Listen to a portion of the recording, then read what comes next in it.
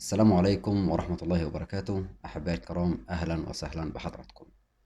في اللحظة اللي أنت بتحس فيها إنك اتحسنت فعلا، وفي اللحظة اللي أنت بتستشعري فيها إن الأفكار الوسواسية قلت من على تفكيرك، ساعتها بنحس إن الأفكار ديت هديت، القلق نفسه قل. ساعتها بنقول الحمد لله، بالنسبة لنا كده الوساوس راحت. فجأة بعد فترة من غير أي مقدمات تبص تلاقي الوسواس يولع أكتر من الأول، وكمان بيجيلك بطريقة أصعب من اللي كان فيها قبل كده، وتحس إن كل اللي أنت عملته راح في الهوا ولا ليه أي قيمة. ساعتها بيجي السؤال الأخطر: هو أنا رجعت بقى لنقطة الصفر تاني؟ يبقى أنا في الحالة دي ما اتعالجتش وكل اللي عملته راح عليا.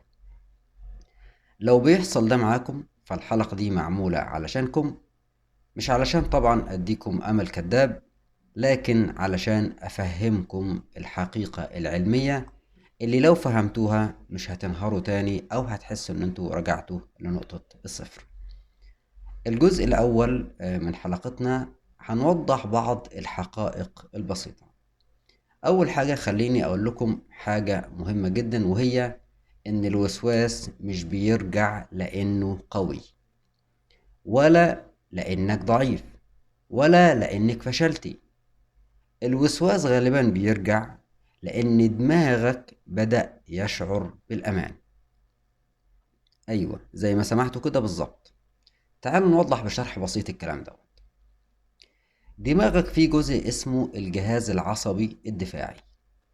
طول ما انت قلقان وخايف، الجهاز ده شغال بأقصى طاقة عنده. لكن لما تهدى شوية، الجهاز ده يقول ايه؟ تمام، نقدر نطلع بقى اللي متخزن. يعني في فترة الهدوء، في فترة الاستقرار، في فترة ان الوساوس خفت عليك، اللي بيحصل جهازك العصبي اللي كان شغال بأقصى طاقة عنده، لما بدأ يشعر بالراحة بدأ يقول ايه؟ تمام، نطلع بقى اللي متخزن. يا ترى ايه هو بقى اللي متخزن؟ هتلاقي عندك افكار قديمة، هتلاقي عندك مخاوف متأجلة، وساوس ما اتعالجتش جذريا. فجأة بتطلع الافكار ديت، مش لانك اتأخرتي او لانك اتأخرت في العلاج، لكن لانك دخلت في مرحلة اعمق. تعالوا ننتقل للجزء الثاني. ليه الاشتعال بيكون اقوى؟ يعني اشتعال الفكرة الوسواسية. المشكلة مش في رجوع الفكرة نفسها، المشكلة في تفسيرك لرجوعها. اغلب الناس اول ما الوسواس يرجع يبدأ يقول ايه؟ اهو رجع تاني، يبقى انا بوهم نفسي، يبقى مفيش فايدة اصلا من العلاج. التفسير ده يعمل ايه؟ يزود الخوف، يزود المراقبة، تبدأ تراقب نفسك وتراقب نفسك اكتر، يبدأ يزود المقاومة. ساعتها ايه اللي يحصل؟ الوسواس يلاقي بنزين يقوم مولع. تعالوا ناخدوا مثال. مثلا واحد كان عنده وسواس أذى، كان هادي مثلا لمدة أسبوعين، وفجأة الفكرة تيجي تقول له ايه؟ طب ما يمكن انا فعلا اعمل حاجة. اهي الفكرة اهو بتحاول تضغط عليه تاني. الفكرة نفسها هنا في حد ذاتها كانت فكرة قديمة، لكن الجديد فيها ايه؟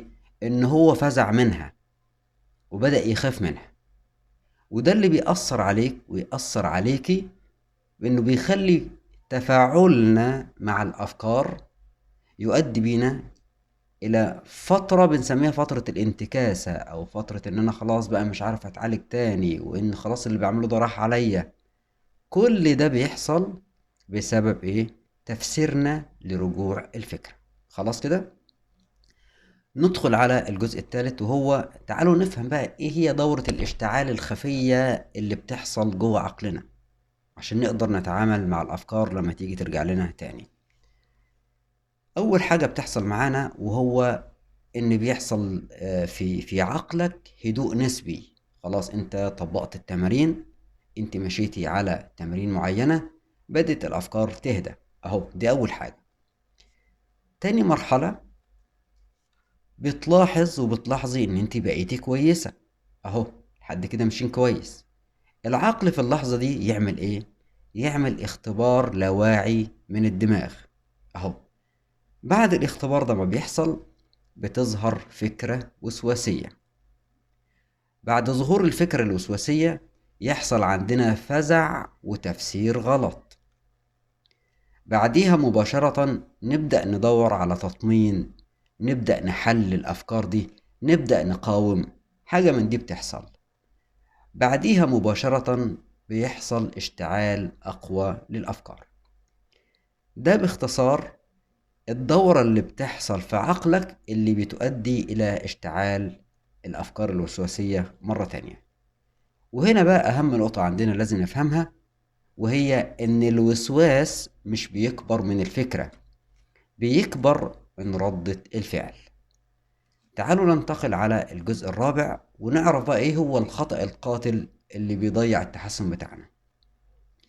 الخطأ دوت اسمه محاولة الرجوع لمرحلة الهدوء. يعني إيه؟ يعني تقول لازم أرجع زي قبل ما الفكرة ما جاتني، وانت بتحاولي ترجعي لفترة الهدوء اللي كانت تسبق مرحلة الاشتعال. وهو هنا دوت الخطأ اللي احنا بنعمله، لأن ده مستحيل. طيب ليه مستحيل؟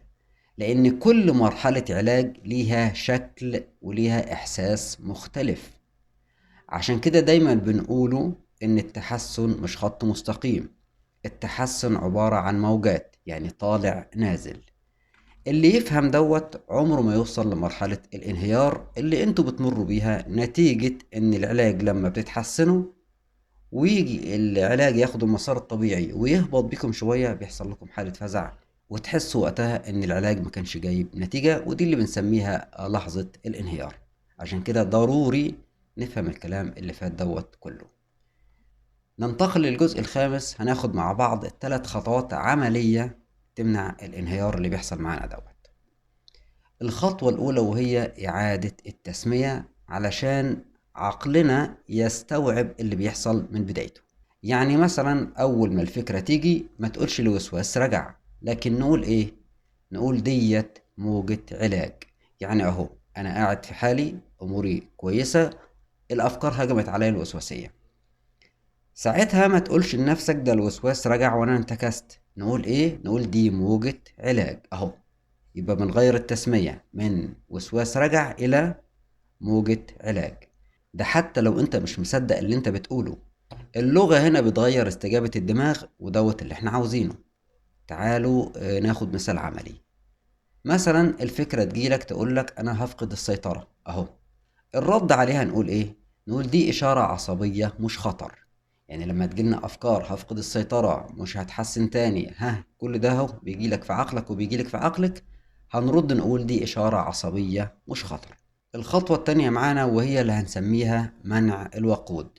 هتسأل نفسك سؤال واحد بس، وانت هتسألي نفسك نفس السؤال برضو. يا ترى هل انا بحاول اطمن نفسي دلوقتي؟ السؤال ده مهم جدا نسأله اهو. هل انا في اللحظة دي بحاول اطمن نفسي؟ لو الاجابة كانت ايوه، هنقطع فورا، مش هنحلل، مش هنناقش، مش هنثبت. يعني في اللحظة اللي بتجيلك فيها الافكار وتهجم عليك وتحاول تخرجك من شعورك وتحاول تخليك تحلل او تثبت، في اللحظة دي الرد الامثل عليها تقول انا مش هرد. كده انت بتقطع اي نقاش مع الفكرة نهائيا. الخطوة التالتة معانا وهي نقل الجسد، يعني سلوك هنعمله. لازم نفهم ان الوسواس عبارة عن اشتعال عصبي مش فكري بس. يعني لازم نعمل بعد منها حركة بسيطة علشان نخرج من حالة تأثير الأفكار علينا. هتعمل إيه؟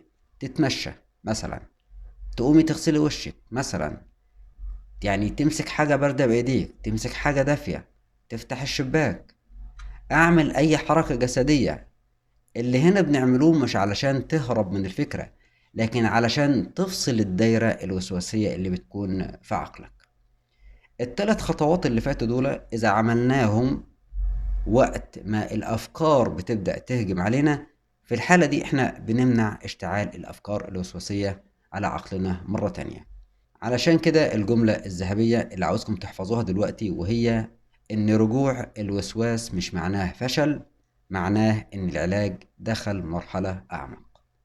اللي يفهم الجملة ديت مش بس هيتحمل، ده هيكمل علاجه وهو مرتاح نفسيا إن كل مرحلة بتعدي علينا دي مرحلة طبيعية جدا في العلاج، وإحنا المفروض نتعامل معاها بالخطوات اللي إحنا ذكرناها في الحلقة دي. في النهاية اعرفوا إن أنتوا مش لوحدكم، وإن اللي بتمروا بيه دوت مش ضعف، ده طريق علاج حقيقي. بكده نكون وصلنا لنهاية الحلقة، أتمنى يا رب الشفاء للجميع. كان معكم محمد طاهر، السلام عليكم.